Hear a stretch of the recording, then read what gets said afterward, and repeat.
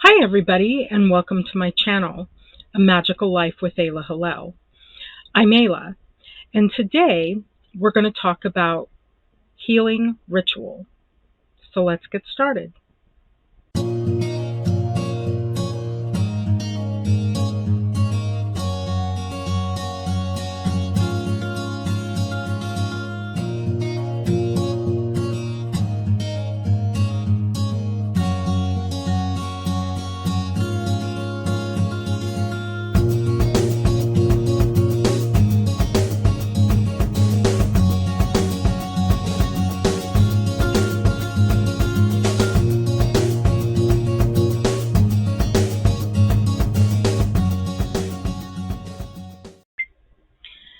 So here is our general altar. I just want to reorient you to the altar that we made in the last video, because we're going to talk about your healing altar.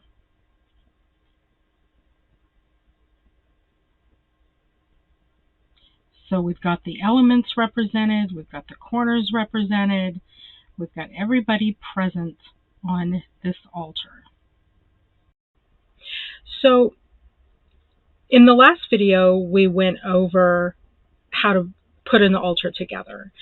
And this is very simple, and most of you probably already know how to do it. But we went through each one of the components of your altar and what each one of those mean and how to put the altar together. Today we're going to talk about healing. Now, I haven't constructed a healing altar because a year and a half ago I moved into a very tiny space and most of my stuff went into storage. So I have lots of rocks, I have lots of herbs, I have lots of things for constructing an altar that are in storage. So I'm going to talk about doing a healing spell, using a healing altar, and then I'm going to put all of the stuff that I talk about in the comments or in the description below. So healing, love, and wealth are all the same vibration. Now, what do I mean by that? Because there's three separate aspects of your life. But if you are surrounded by family and friends and you are loved, that creates a certain vibration. If you have enough money for your life, to support your life, to support some hobbies and some fun, to support the things that you would need or like to have for your life, that creates a certain vibration. If you are healthy and you're able to move around in your life the way you need to, that creates a certain vibration. It's all the same vibration, and it's all contributing to the living of your life. So health and healing is a big issue. It's a big topic in magic.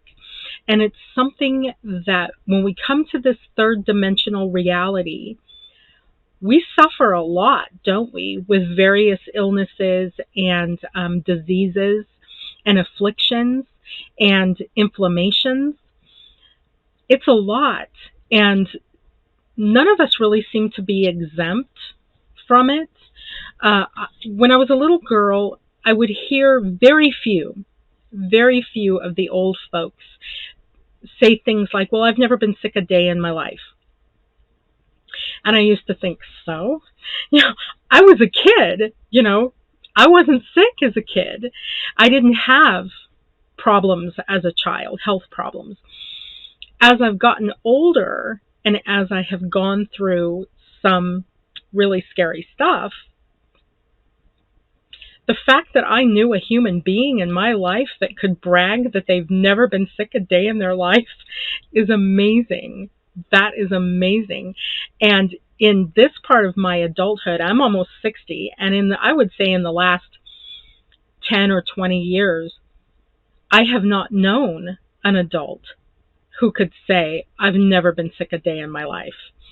And I'm sure you're out there. You may be watching this video thinking, well, I've never been sick a day in my life.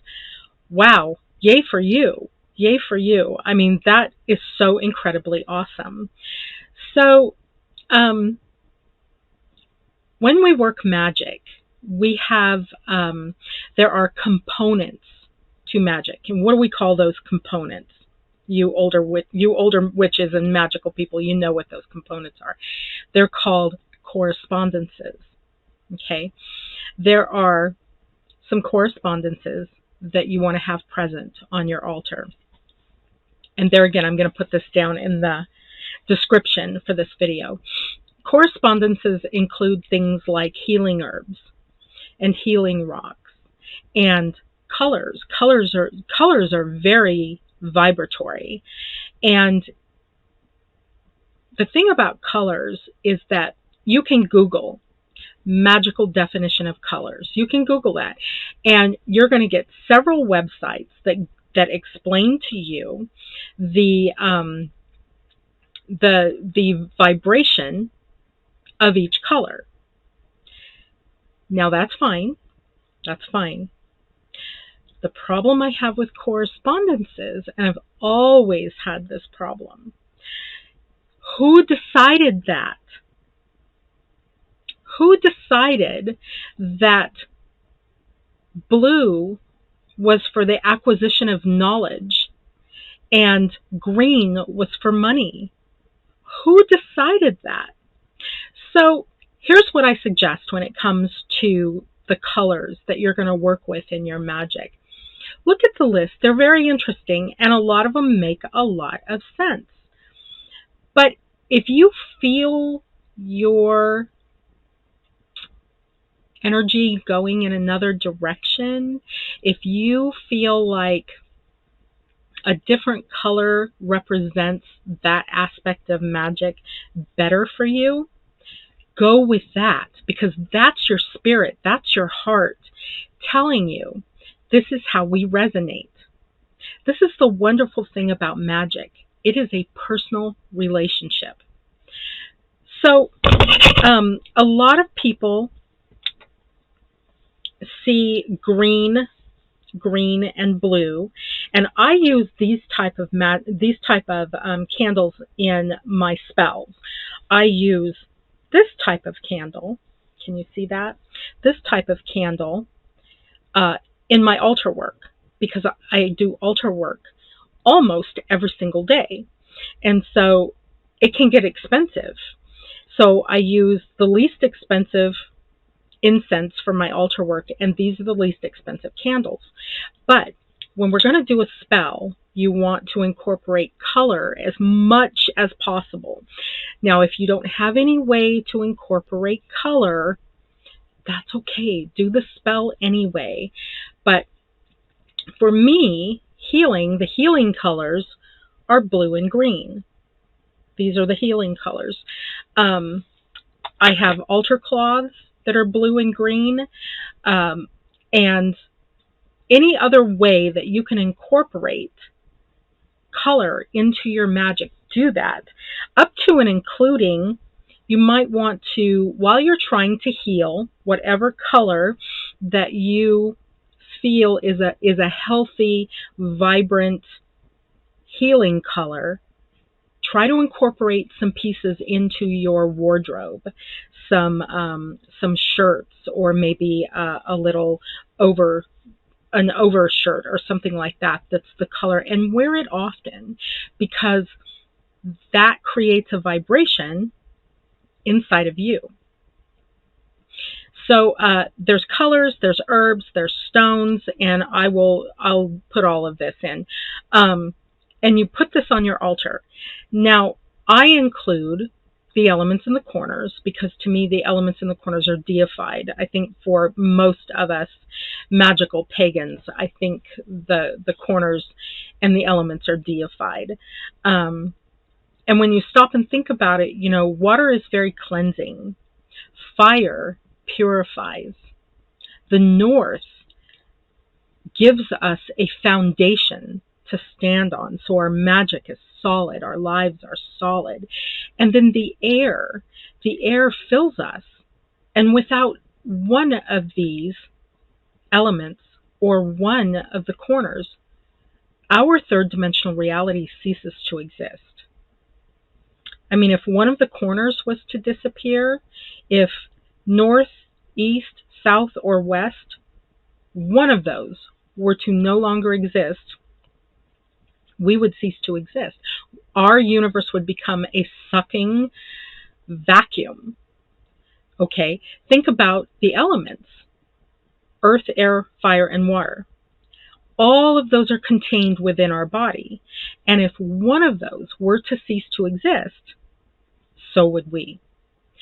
So this is really important. In the creation of the world, in the creation of your world, the corners and the elements are very important. So I include them on my altar no matter what I am doing. So you construct your altar with the added color, with some variations of healing stones, some variations of healing herbs, and then you cast your spell. I'm going to include a spell in this video.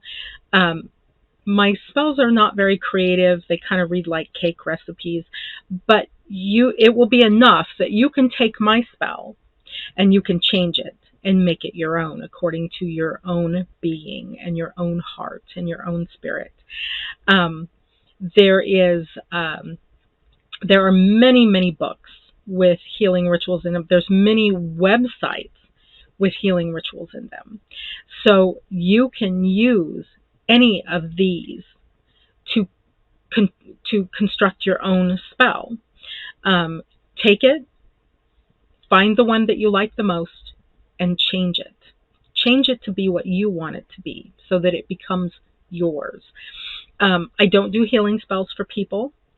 I do healing spells with people. And what sparked this video was a friend on Facebook was having a particularly intense health issue. And we started chatting about it, and I was like, okay, so we're going to do a healing spell for you. I don't do that very often. And I told him we're going to do it at this time on this day. And the reason I told him that was so that he could participate in that healing spell. And then what I did was I took, where the candle had burned down, I took the remnants of wax. I took some of the herbs and some of the ash from the incense, and I put it in an envelope with the incantation that I had written for that spell, which I'll include here. And I sent it to him in the mail with a bar of chocolate, because we had a discussion, all of us on Facebook earlier from that, about, it's time for us to have a good cry and eat some chocolate, because sometimes that can be very healing. And so the chocolate bar was kind of a joke, but the healing spell that I sent him in a sealed envelope was very serious. And we did this with our whole hearts for him. And what I suggest, so many times I hear people say, do your spell, set it and forget it. I don't really agree with that. I don't think that it's necessary to do a spell every single day. A healing spell for the same issue every single day becomes very cumbersome. It takes up a lot of time. Magic takes up a lot of my day. It's not just a spell or a potion. Magic for me is a way of life, which I'm sure it is for you as well. So here's what I suggest. Now we know that magic happens when you get all of your vibratory aspects on the same page. So you're going to think, you're going to say, and you're going to do. So the thinking part can be your visualization of your health. Block out all of the thoughts of the negative of the illness, of the disease, whatever it is, let that be in the very far background. Now, listen to me, and let's be really clear about this. I'm not telling you not to go to the doctor. I'm not telling you not to do what the doctor prescribes for you. Do those things, but don't let those thoughts and those actions and those words dominate your vibration. You have to be responsible. You have to go and see the doctor. And there's times I won't go see a doctor. There's times I know what it is and I know how to fix it, so I do it. But I told you the story in the last video of my eyes. That drove me to the doctor very quickly. So I have never told someone not to go to the doctor. Be responsible. Do what you need to do. But don't let your illness, don't let what the doctor is telling you, don't let all of this medication you may have to take, don't let that be your dominant thought. Okay? Be responsible, but don't be tangled up in that vibration. Instead, your thoughts need to be in a forward motion of positivity. Let your thoughts be around, think of a time when you felt really good. You felt really good. You want to go back to that place, right? So think about that. Think about playing frisbee in the park with your kids. Well, it takes some health and some energy to be able to do that. Think about times when your family got together and you had a lovely time and you felt so good. Think about what it feels like to feel good. I know for me, feeling good comes with having enough energy to get my stuff done during the day. I've kind of been absent for the last couple of months because I started a new job that was very, very physical. I did not feel good. And I was really tired. I was coming home in the evening and I was just dragging in. And I was sleeping until, 7 or 8 in the morning. Now, I know that sounds early to a lot of you, but I'm used to getting up at 5. I'm used to getting out of bed, starting my day, writing my stories, getting ready to do videos for you guys. And in that first couple of months of this new job, I had none of that. But I kept thinking about it. I kept thinking about getting acclimated to this job because the job was so physical that I knew that once I got acclimated, the work that I was doing was going to give me more energy. Instead of lying around being a slug all day, I was doing this really active work, which gave me a lot of exercise. So my thoughts were around getting used to the job, getting my energy back, working more on my health. I know what I need to do to make myself healthy. So that's one thought. Another thought is the visualizations. Use your mind to feel and to see that place. Okay. Now, then we move into what we say. And I kind of harped on this the last video. Lots of people just talk about their illnesses. They just talk about their illnesses. And I think as human beings, I think we do that because we think that talking about our illnesses is going to make us feel better. Has it ever made you feel better? I know it doesn't make me feel better. It makes me feel worse, actually.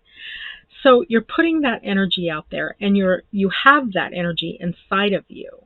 So you're surrounded by this negative energy when you're talking about your illnesses all the time. It's okay to tell a friend, because then they can support you in your energy to heal yourself.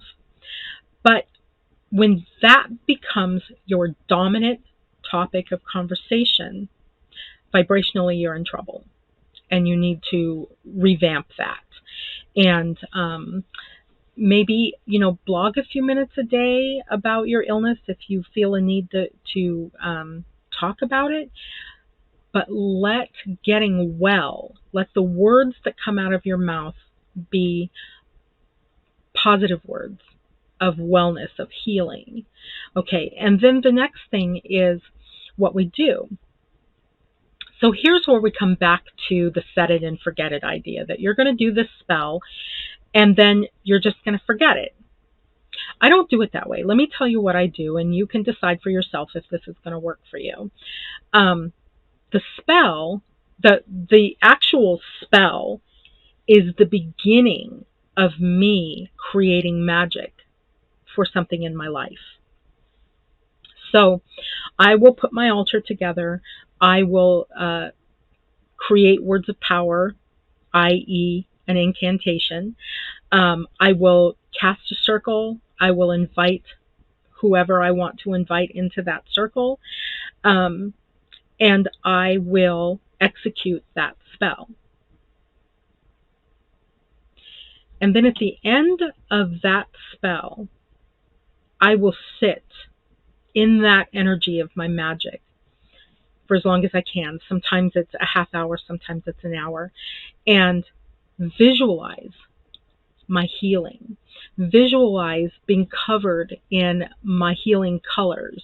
Visualize being covered in white light of source energy. God does not want us to be ill. I think we came here, possibly some of us wrote it down, to come here and be ill. But I think that our magic can drastically assist us in getting over much of that. Maybe not all of it, but a lot of it. Okay. And even if you don't get over that illness, maybe it's something chronic that you're going to have, can you lessen the symptoms? Can you be more comfortable? Can you come into some understanding with that illness? So I will sit at the end of a spell and I will visualize. And I create words for myself, affirmations for myself, that I am healthy and I feel good. I haven't felt good really since I started this new job. And in the last couple of days, I know I'm starting to acclimate to this job, because in the last couple of days, I have felt amazing. Okay, that's what I want to focus on. I want to focus on, wow, I'm going to work and I'm getting all this exercise. I've changed my diet, and that's going to be beneficial for me. And now I'm having all of these positive thoughts. Now that my feet and my legs and my hips and my back have adjusted to the job, I'm having all of these positive thoughts. Positive thoughts and positive words. I feel so good. And I can't wait to go and do other things. That's the action part of my equation, is now I have the energy to get my videos done. Now I have the energy to get up in the morning and write my stories and to blog more often for you guys, because I want to do that. I want to do that for you. So there's the think, say, and do. And in the think, say, and do is your spell, is your visualization, is your conversations with other people. When I tell my friends say, oh, hi, Ayla, how are you? Oh, I feel so good. And they get this look on their face. It's a look of appreciation. And they say, oh, I'm so glad. I'm so glad you feel good. Because we don't want to see each other suffer. And so when your friends know that you're not doing well, it's hard for them too. It's like they share in that energy. And when you are feeling well, they share in that energy as well. So those are very powerful conversations when you tell a friend, oh, I feel so good. And if you don't feel good, what are you going to say when your friend says, how are you? Are you going to deny the fact that you're having issues? That is toxic spirituality, and I'm going to do a whole nother video on toxic spirituality. We don't want to be in denial about the truth of what is happening in our life, but we want to be in control of what is happening in our life. And so it's okay to tell your friends, when they say, "Hi, how you doing?" You know, I'm working on it. I'm getting back to that place where I feel really good. You notice I didn't say, I don't want to be sick anymore, because you're going to be sick some more. That's the focus. I don't want to be sick. Even though it sounds like that's what you don't want. That's the reverse magical vibration that we were talking about in a previous video. I'm getting to that place. I'm working on my health. I'm getting to that place where I'm going to feel really good. That's what you're going to get more of. So those conversations, the words, the vibration of the words that come out of your mouth when you are trying to heal yourself is very, very important. Don't go on for 20 minutes about everything that is wrong with you, because you're going to get more of everything that is wrong with you. But talk about where you're headed.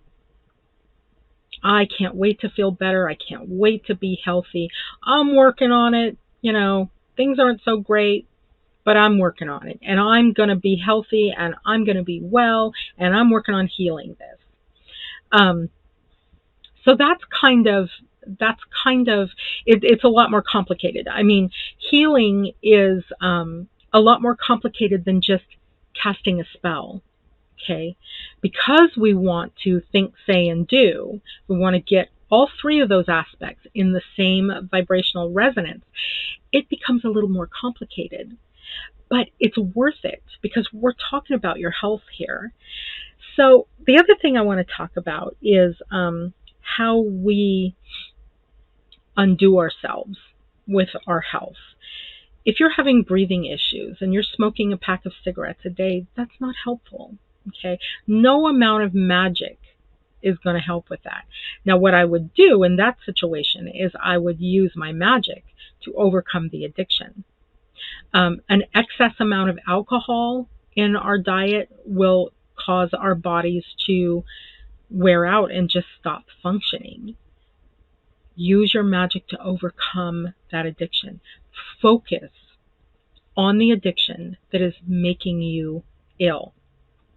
I'm a sugar addict, and I've been on and off with sugar for years, and I'm getting older now. So the repercussions of having this addiction is more. They're bigger now than they were when I was 20. So it's time now. It's time now for me to get serious. And in the last couple of weeks, I've made changes to my diet. And William and I room together. We share a house together. And he wants to get healthy too.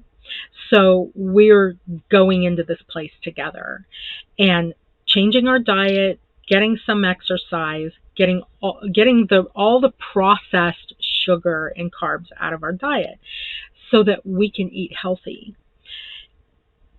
That action will lend itself to a magical working of health. You don't want to work against yourself. If you're smoking and you're trying to create magic for healing, that's going to be an uphill battle. So take a moment and use your magic to really focus on stopping that addiction, because it's not productive to your magic at all. Okay, so that's all I want to say about that. Like I said, I'm going to post all of the aspects of the healing spell down below so that you can look at it. But the other thing I want to say about posting stuff, I have a website, and the website is very simple. It has 3 buttons up above. So the About button, kind of introducing myself briefly, and the next button is about my books and selling my books. And then the next button simply says magic.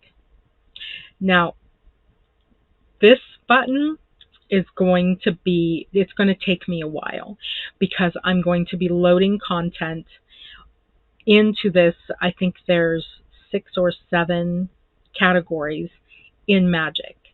And the biggest category in magic is correspondences. Magical correspondences go on and on and on forever. And the list of correspondences that I will have on the website will be goodly sized, but will not be exhaustive. As time moves on, as I continue to add content, I'm going to try to exhaust the list of correspondences. So I'm going to publish the website. My son David did a domain transfer for me. I had a magicallifewithayla.com, and that was on the blog that he created for me. And so, and many of you have read the blog, and you see that pretty, the trees and the pentacle, and then my name up in the top. So he did a domain transfer with that domain name and sent it from WordPress and GoDaddy to Squarespace, which is who I bought my website through. So we're waiting for that transition. I guess it takes a couple days. And once I have the domain name, I will publish the website. The website is important to me because my job as a goddess here on this planet is to relay information, is to convey information to anybody who might need it. That's one thing. The other job that I have is in teaching you how to tweak the matrix. You are not stuck in this version of the matrix. You can unplug with your magic and create your own reality. And that's the second half of my job. So the website is important because the magic will be there. All of the information about magic will be there. It's a huge undertaking. So I will be adding content weekly and adding content to the website weekly and making videos weekly and writing in my blog weekly as often as I can, and writing my stories. And in addition to this, I work an 8-hour job. So it's a lot, but the creative aspect of my life, being the person that conveys information for the world, being the person that helps you figure out how powerful you are and how to create your own reality, that's the most important to me. That is the reason I work my job is so that I can do this part of it with you. So that's all I have to say about healing. Healing is the same vibration as love and money, because all of it helps us be well. That's just the way it is. And all of it is worth pursuing. If you think that money magic is not important because money is the root of all evil, that's not right. That's not correct. Money is not the root of all evil. Having a dark, evil heart is the root of all evil. Many, many rich people do good things with their money. You do good things with your money. You pay your rent, you buy food, you help your family. Those are good things. But if you have a dark heart, and I don't use the word evil very often, but for me, the definition of evil is that an evil person is somebody who sets out to willfully and deliberately cause harm to people or the planet. That is the definition of evil. Somebody who willfully and deliberately causes harm to another. Okay. Money is not evil. Money is an energy by which we motivate our lives with. So it's okay to want to create money in your life. It's okay to get those bills paid, and you want to take this vacation. You want to take your family on this vacation overseas. Create the money for that. That's amazing. You're going to have a wonderful time with your family. That's important. Those things are important. Everything we do with money is important. Love is important. our relationships with our family and our friends and our romantic relationships, we come here for the purpose of love. I've said lots of times that the very thing that brings us here is the thing that causes us the most grief. So that's something to think about. So I'm going to let you go, and we'll see you again next time. And what we're going to do next time is we're going to talk about holidays. We're going to talk about the upcoming holiday, upcoming pagan holiday.